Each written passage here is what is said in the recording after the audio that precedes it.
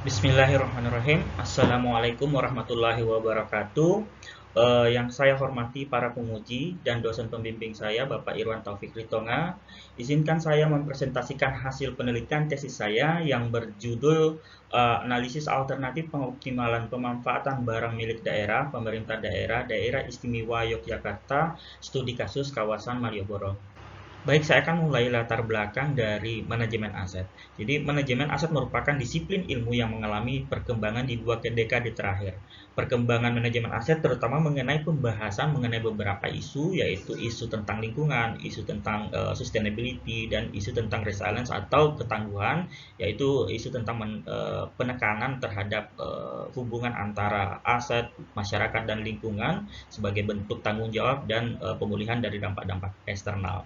Kemudian, pemerintah daerah di Indonesia itu belum memiliki pedoman yang mengadopsi penilaian dampak sosial dan lingkungan ke dalam manajemen aset daerah. Salah satu aktivitas manajemen aset daerah yang membutuhkan analisis finansial dan dampak sosial sebagai analisis secara komprehensif itu di dalam pengelolaan barang milik daerah adalah pemanfaatan BMD. Lanjut, izinkan saya langsung menuju ke pertanyaan penelitian, yaitu pertanyaan penelitian saya adalah bagaimana proses penilaian pemanfaatan aset daerah dengan melibatkan penilaian dampak sosial lingkungan untuk menghasilkan manfaat sosial ekonomi optimum bagi pemerintah daerah dan masyarakat umum. Lanjut ke tinjauan pustaka. Di tinjauan pustaka saya akan menjelaskan mengenai manajemen aset, manajemen aset publik oleh pemerintah daerah, tantangan implementasi manajemen aset di pemerintah daerah, dan analisis yang saya gunakan dalam penelitian ini adalah Height and Base Use atau HBU. Kemudian masuk ke metode penelitian. Metode penelitian saya adalah kualitatif dengan pendekatan studi kasus. Ini adalah desain penelitian saya. Desain penelitian saya bagi menjadi dua tahap penelitian. Yang pertama itu adalah tahap analisis necessary condition yang terdiri dari analisis kelayakan legalitas aset, analisis kelayakan teknis aset, dan analisis kelayakan administrasi dan perizinan aset. Ketiga analisis ini akan dikombinasikan untuk menghasilkan kesimpulan tentang kelayakan aset. Di tahap kedua penelitian saya, atau tahap analisis pilihan optimum dan jenis pemanfaatan, ada dua bentuk analisis yang saya lakukan. Yang pertama itu adalah analisis perhitungan ekonomi dan analisis penyesuaian dampak sosial. Analisis ini akan menilai dari tiga opsi yang ada, yaitu opsi pemanfaatan dalam bentuk sewa, opsi pemanfaatan dalam bentuk KSP, dan opsi penggunaan sendiri. Dari ketiga analisis ini nanti kita akan menghasilkan kesimpulan tentang bentuk pemanfaatan paling optimum secara ekonomi maupun secara sosial. Kemudian kita masuk ke pembahasan hasil di tahap pertama, yaitu tahap analisis necessary condition. Analisis aspek legalitas.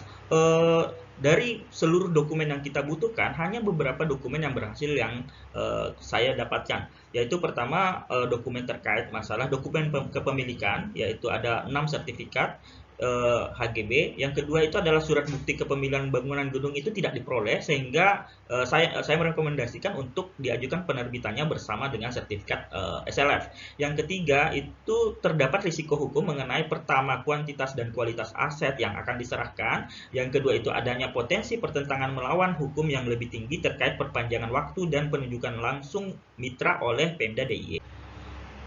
Pada analisis aspek teknis bangunan, dokumen as-built drawing yang terdiri dari gambar arsitektur terbangun dan gambar struktur terbangun itu tidak dapat diperoleh, sementara gambar utilitas instalasi terpasang itu dapat diperoleh, sehingga direkomendasikan untuk melakukan gambar ulang. Sementara untuk seluruh dokumen yang lainnya yang dibutuhkan itu tidak dapat diperoleh, sehingga dari analisis aspek teknis bangunan itu kita simpulkan tidak layak. Pada analisis kelengkapan administrasi dan perizinan, dokumen IMB untuk Hotel Malioboro dan Mall Malioboro itu telah diperoleh untuk pembangunan awal. Namun beberapa pengembangan yang dilakukan itu dokumen IMB-nya belum dapat diperoleh.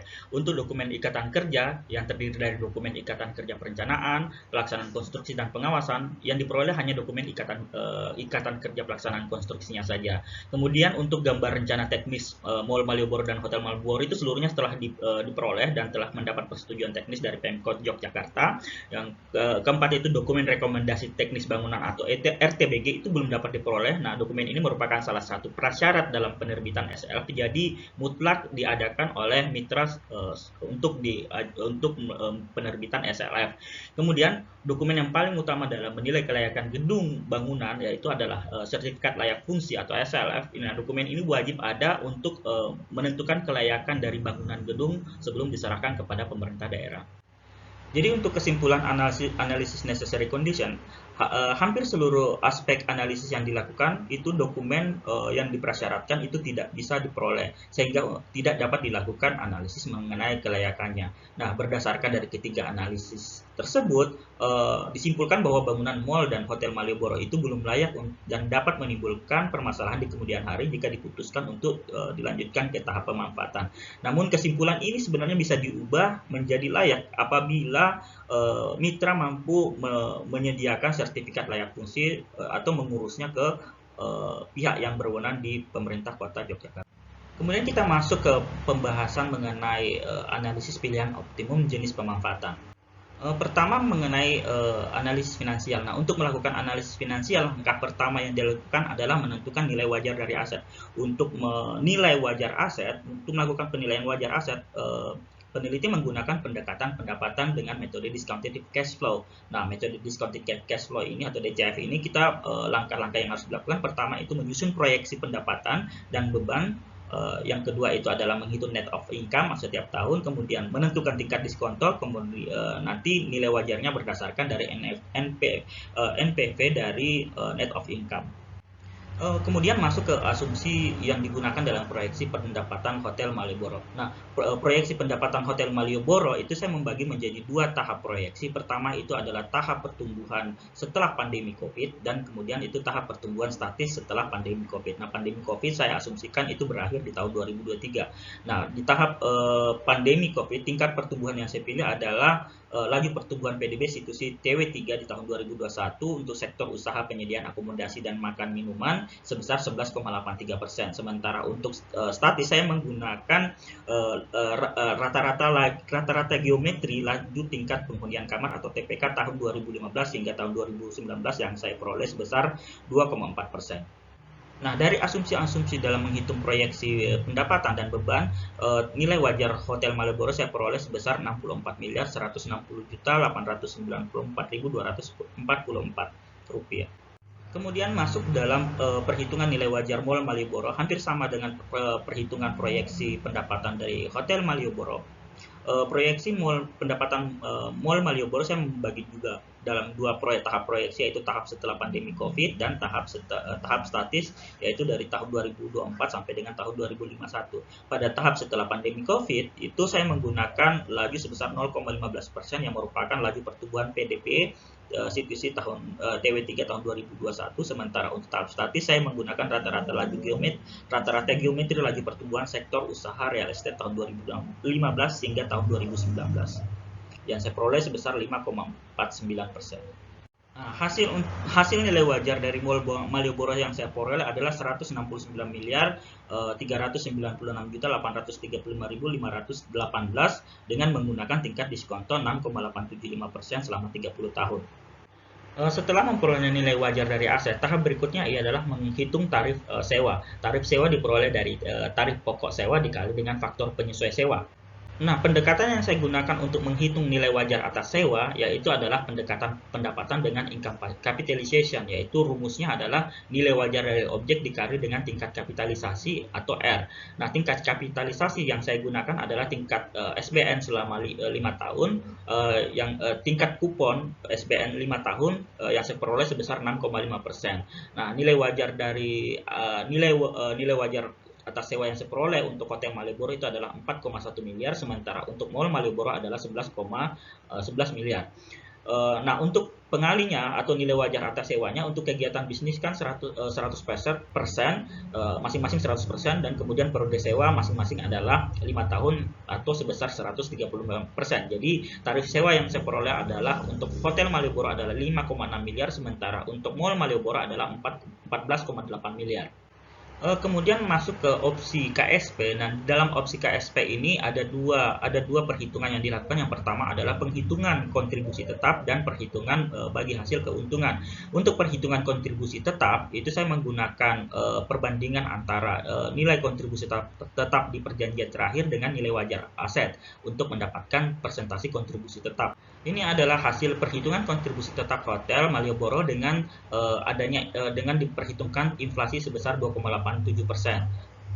Kemudian masuk ke perhitungan bagian hasil keuntungan dari Hotel Malioboro. Nah, untuk melakukan perbandingan atau memperoleh presentasi perbandingan bagi hasil, pertama-tama kita harus menghitung dulu arus kas bersih dari kegiatan aktivitas operasi dan arus kas bersih dari aktivitas investasi. Untuk aktivitas operasi itu diperoleh dari perhitungan nilai wajar sebelumnya ditambah dengan nilai kontribusi tetap, sementara nilai arus kas investasi adalah reserve for replacement sebesar 1% dari pendapatan.